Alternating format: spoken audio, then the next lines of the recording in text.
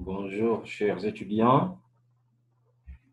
Je m'appelle Alioune Lam, professeur de français et de technique d'expression à l'Université Alioune Diop de Bombay. J'ai le plaisir de vous présenter le cours de technique d'expression de la licence L2, licence 2, cours mutualisé pour tous les départements. Je vous présente donc le chapitre 1 de ce cours, identification des différents types de textes. Les éléments de ce cours sont les suivants: le texte descriptif, le texte narratif, le texte argumentatif, le texte injonctif, le texte explicatif.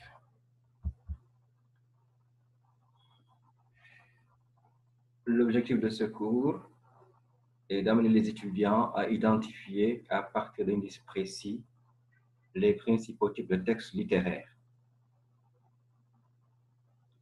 La plupart des textes peuvent être classés dans un type défini où on peut retrouver ceux qui ont des caractéristiques communes.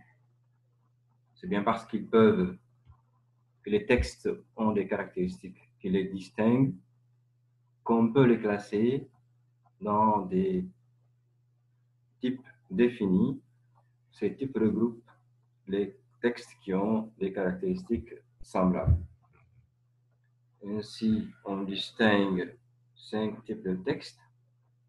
Ce sont ceux déjà énumérés comme éléments de ce cours: le descriptif, le narratif, l'argumentatif, l'injonctif et l'explicatif. Nous allons commencer par le texte descriptif. Le texte descriptif permet de représenter, de dépeindre une réalité.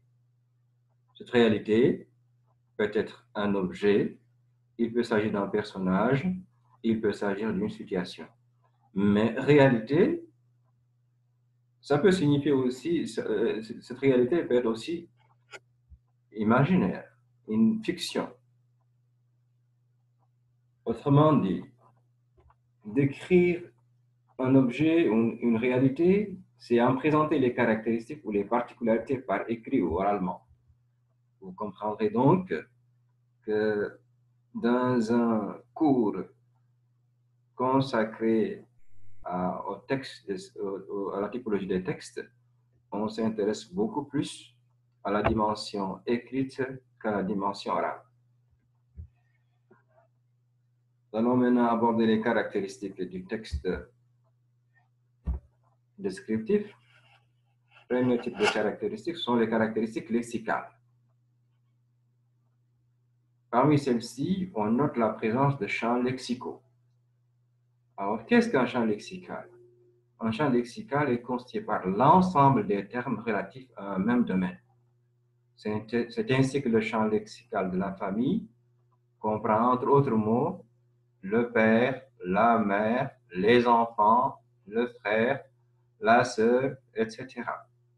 Un autre exemple, celui de l'ordinateur, par exemple, eh bien, naturellement, il comprendra le mot ordinateur lui-même, mais vous aurez d'autres termes tels que unité centrale, écran, clavier, souris, périphérique, etc.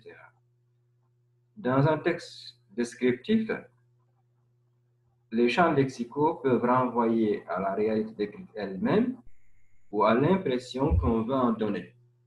La beauté, la gentillesse, la cruauté. On note également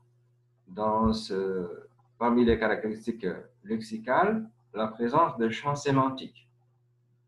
Un champ sémantique est constitué par l'ensemble des significations d'un mot selon le contexte, avec parfois des connotations positives ou négatives. À titre d'exemple, l'adjectif rouge peut signifier, pour premier sens, la couleur que vous connaissez, qui est celle du sang. C'est cette définition qu'on retrouve dans la plupart des dictionnaires. Cette première signification, une signification dite objective, c'est ce qu'on appelle sa dénotation. Mais à côté de la dénotation, il y a des significations qui sont contextuelles.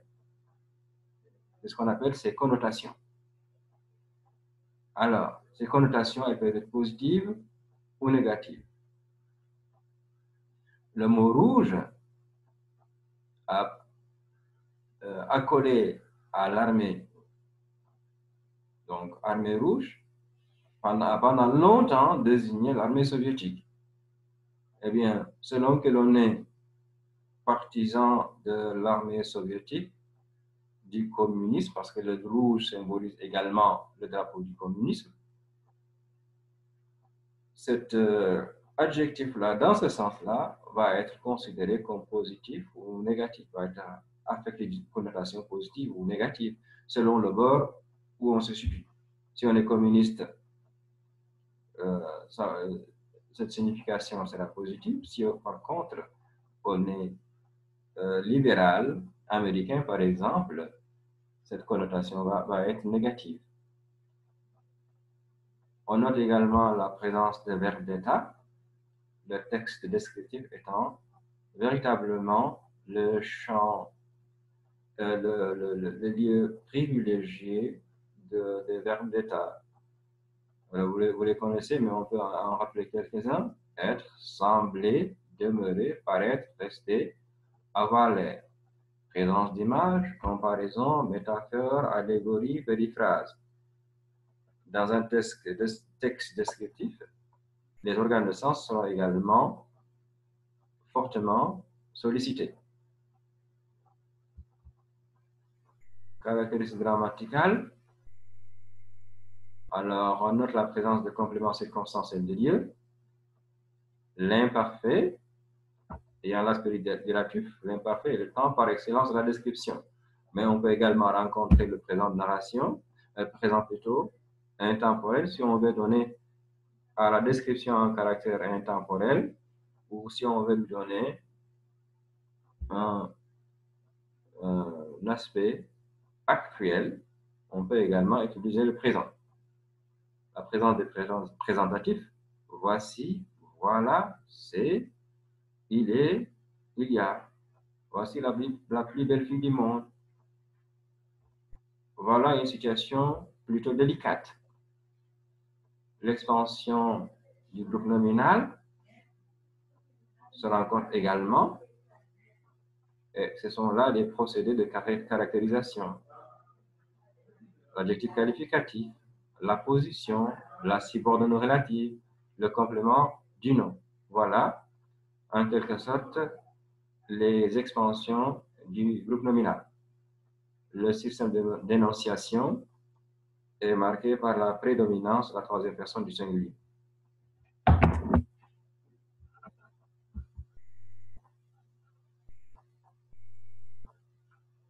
Le texte, les caractéristiques d'organisation, le texte descriptif est marqué par des caractéristiques d'organisation telles que le point de vue. On peut organiser le texte suivant le point de vue, la focalisation.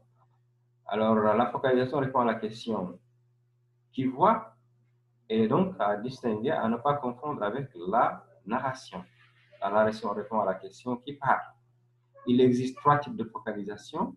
La focalisation zéro, qui est caractéristique du récit en narrateur omniscient, le démiurge qui sait tout et dit tout, entre les mains de qui le personnage est enjoué.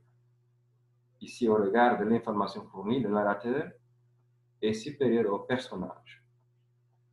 Deuxième type de focalisation qu'on rencontre, la focalisation interne, qui au contraire est centrée sur un personnage ou un groupe de personnages, dont le narrateur retranscrit l'opinion, les sentiments, d'où la présence de verbes de perception, voir, percevoir, entendre. Le narrateur égale à personnage, parce que tout simplement, il s'interdit de donner toute information qui ne soit pas connue du personnage. La focalisation externe, maintenant, comme troisième type de focalisation, qui caractérise le récit behavioriste, comportemental. Le narrateur feint de tout ignorer du personnage dont il se limite à décrire les comportements observables, gestes, postures et attitudes. Narrateur égale à personnage. Autre caractéristique d'organisation, le texte descriptif peut se structurer selon le cadre spatial. La description peut s'organiser dans l'espace, cela peut aller du plus loin au plus proche, du haut vers le bas, de la droite vers la gauche, et vice-versa pour tous les cas. Donc on peut avoir du plus loin au plus proche, du plus proche au plus loin, du haut vers le bas, mais aussi du bas vers le haut, de la droite vers la gauche, mais aussi de la gauche vers la droite. L'organisation selon la progression thématique. Alors, on a trois types de progression thématique. La progression thématique la plus fréquente dans le texte descriptif étant la progression à thème dérivé ou éclaté. Les deux termes signifient pratiquement la même chose, renvoient à la même réalité.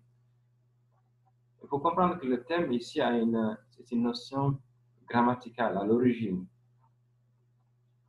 Le thème, c'est ce dont on parle et le propos, c'est ce qu'on en dit.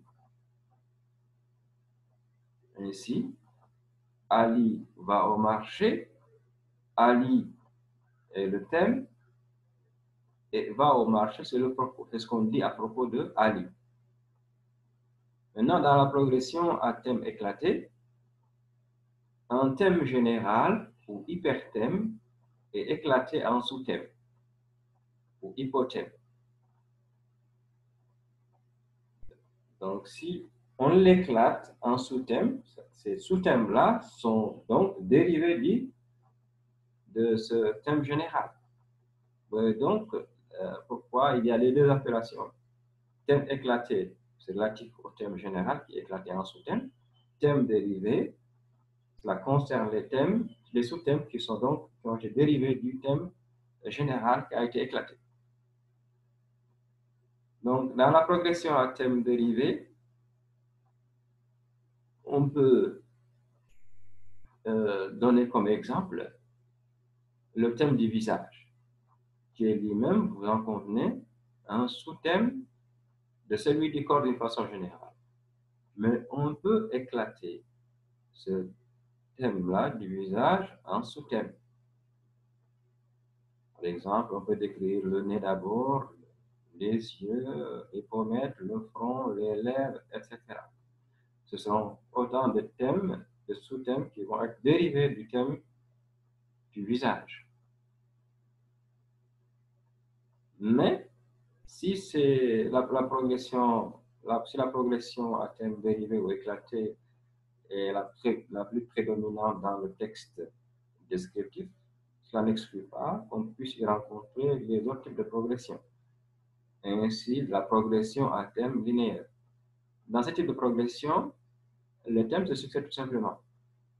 Mais le propos de la première phrase ou une partie du propos de cette première phrase devient le thème de la phrase suivante, ainsi de suite. Ainsi, par exemple, le thème de l'ordinateur, l'ordinateur se compose de périphériques et d'une unité centrale. Celle-ci comprend le disque dur, l'écran, le clavier. Vous voyez donc, une partie du propos, unité centrale, reprise ici par le démonstratif celle-ci, comprend le disque dur, etc., devient donc thème de la phrase suivante. La progression à thème constant maintenant permet de mettre en valeur le sujet de l'action ou de la description dans la mesure où ici, toutes les phrases ont le même sujet. Une progression à thème constant, on ne change pas de thème. Toutes les phrases ont le même sujet. Cela ne veut pas dire qu'on va répéter le même sujet. Pour varier, on peut le remplacer par des substituts, des pronoms, ou bien par des équivalents. Exemple, Fatou est d'une rare beauté. Elle a le teint éclatant. Quand elle sourit, son visage scintille comme un magnifique diamant. Le texte descriptif se structure également suivant la constance des choix stylistiques opérés. Une fois qu'on a choisi une figure de style, par exemple, on peut, au lieu de l'utiliser de façon ponctuelle, continuer à la développer. C'est le cas typique de la métaphore filée, mais pas seulement. Alors, je vous renvoie par exemple à l'Albatros de Baudelaire pour voir combien sont prégnantes dans ce texte et institutionnalistique la périphrase et l'antithèse.